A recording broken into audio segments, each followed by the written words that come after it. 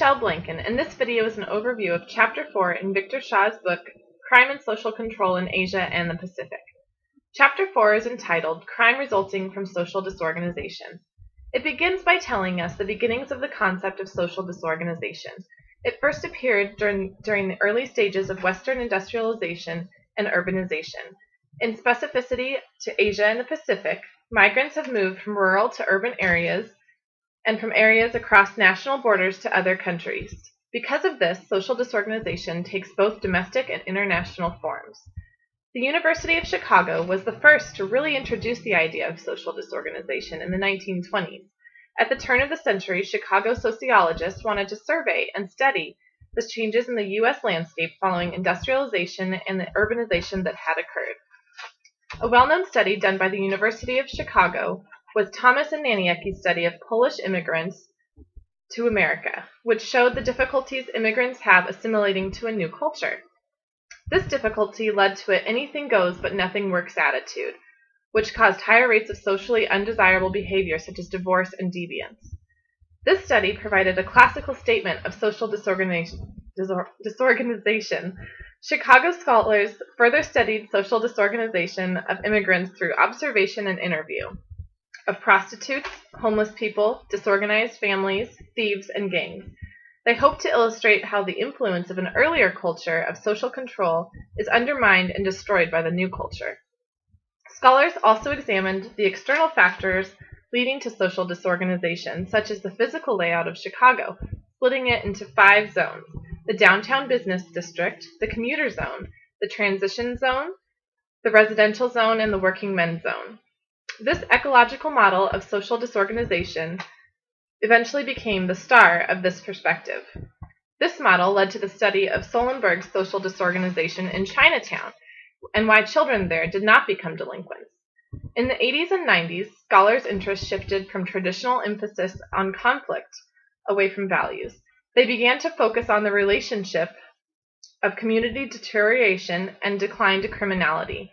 They examined conditions such as abandoned buildings and houses, graffiti, noise, poverty, and unemployment. Taylor and Covington did a study of the life cycle in urban areas, focusing on things like the rise in population, density to changes in the racial makeup of the city. They said that community fear and crime increases when cyclical changes occur in urban areas. Social ecologists also study non-material areas of socially disorganized neighborhoods. Things such as fear, altruism, and effects of poverty are conceptualized to explain why crime and other problems exist and spread, stick around, or decrease in response to the social ideas shared by others in the community. Next, we'll see some of the causes of social disorganization, especially related to Asia and the Pacific.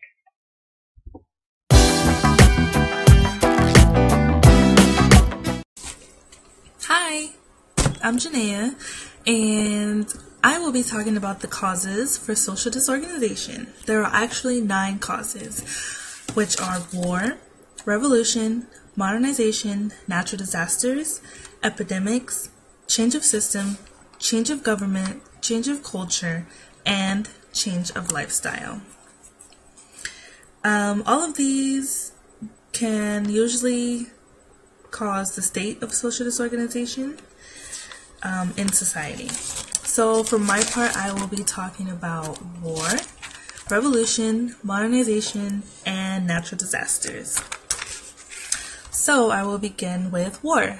Everyone knows what war is: when 2 countries don't get along, when one country doesn't like what another country is doing. It usually causes war, like the war in Iraq, the war in Afghanistan, World War II, and so on. So, like I said, war erupts in a country when it's invaded by another country or countries, or when it is divided by 2 or more domestic forces fighting for dominance in its territory. So usually everyone wants to be number one, and when they're not, things go wrong. When war happens, there is usually moral ambiguity or confusion. There is material decay or loss when one side attacks the other. There is social chaos or anarchy as people run away, speculate on goods, services, or securities, or steal foods and other daily articles out of their instincts for survival. So across Asia and the Pacific, war seemed to never cease to make its impact in the 20th century and now into the 21st century. Within individual countries, ethnic conflict, religious confrontation, and regional strife often flare up to full-scale warfare. So that's pretty much it on war. Like I said, it's pretty common. I'm pretty sure everyone knows what it is. So I will go on to the next cause, which is revolution.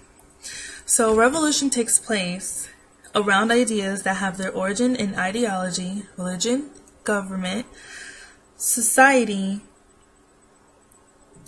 economy, and culture. So when you transform a society or country, revolution often invokes heated ideological debates, confrontational social movements, and even bloody wars. Social values, norms, and beliefs change in form, style, and substance as one side rises to dominance and the other becomes muted. Population groups switch or rotate by political power, economic interest, or social leverage when some take control and others become disfranchised.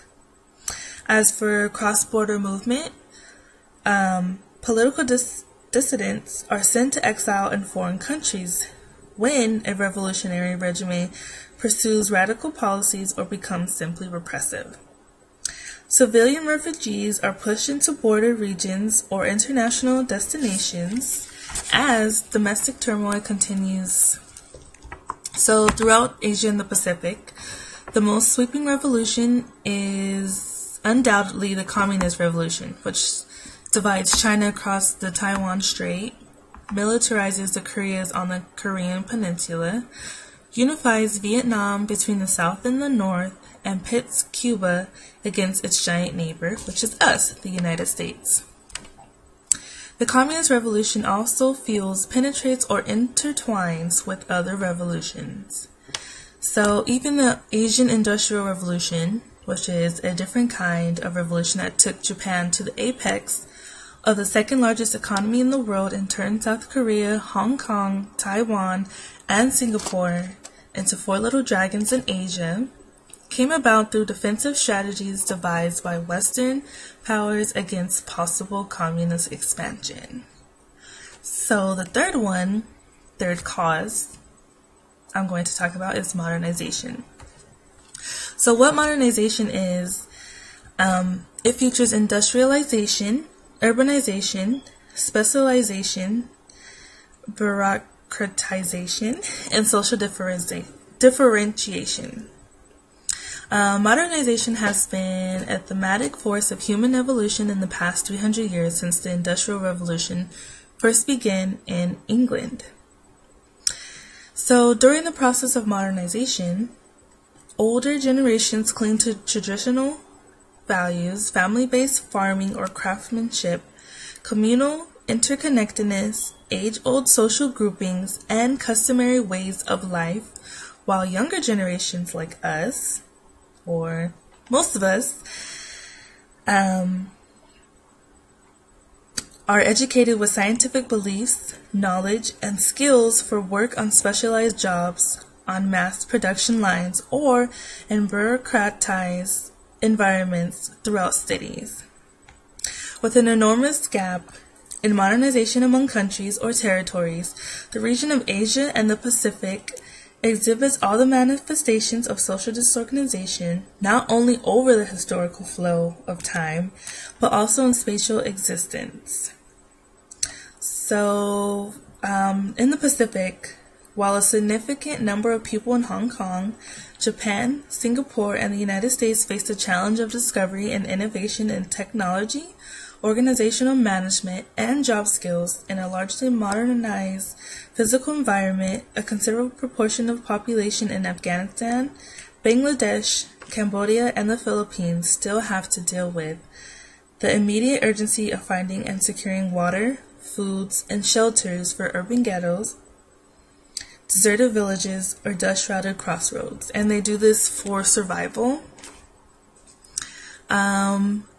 And usually they do this mostly during wars or natural disasters, which is going to be the last topic I'm going to talk about. I'm pretty sure, just like war, people know what natural disasters are. They are a force of nature, or Mother Nature as we call it. Natural disasters can be in the form of a typhoon, hurricane, earthquake, flood, fire, drought, famine, heat waves, snowstorms, or tsunamis. A specific natural disaster may fall upon a particular area, country, or continent. It may involve a whole region or half of the world. They can also change people's immediate living environment, such as it can leave people homeless, or it can force people to become refugees, and they will have to live in another country. For example, the tsunami in Japan, that would be a natural disaster that has left a lot of people homeless, and forced to move to other countries for survival. So Asia and the Pacific, due to its sheer size and unique geographic characteristics, seem to bear most of the bruises and wounds of natural disasters in the world. So a lot of natural disasters actually happen in Asia and the Pacific. So depending upon where it hits and how severe and widespread it is, a natural disaster may cause massive dislocation within the country or involve a number of countries in a border region to deal with a large flow of refugees, which is what I was talking about earlier, where it forces people to move from their country to another. So this has been my part of the first 4 causes. So next, Brenda will talk about the next 5 causes, and that will sum up the causes for social disorganization.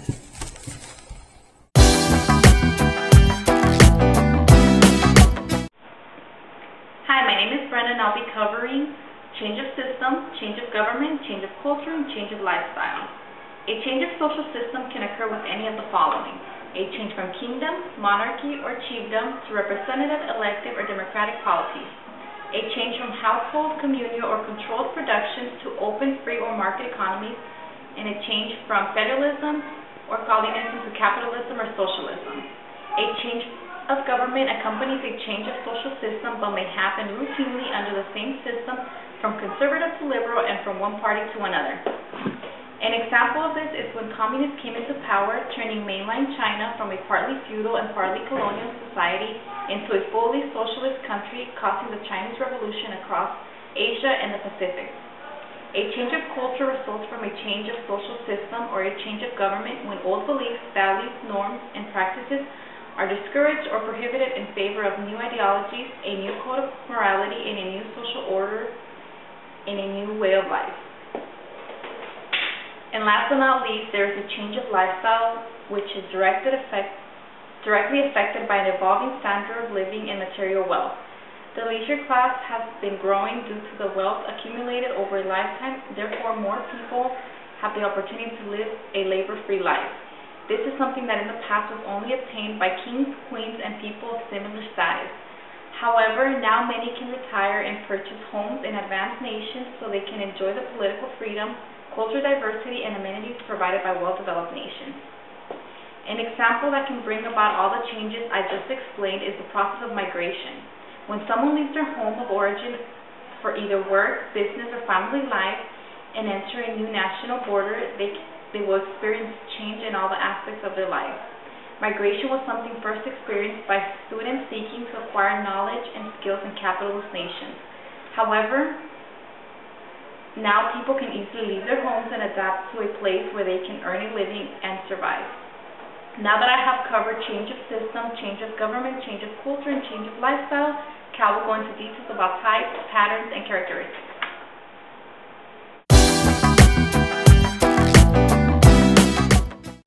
Hi, I'm Cal Vogelsang, and I'm here to discuss types, patterns, and characteristics in social disorganization.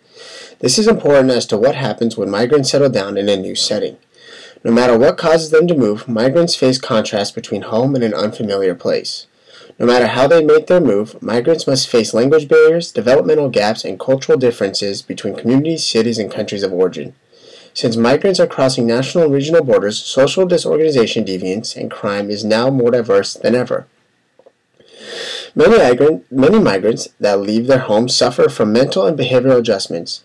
Due to the depression and anxiety caused from being away from home, leads a lot of migrants down an abusive path with alcohol and illicit drug use. Also, migrants become victims from bar owners and sex workers due to little knowledge of society and its culture. These victims are usually taken advantage of financially.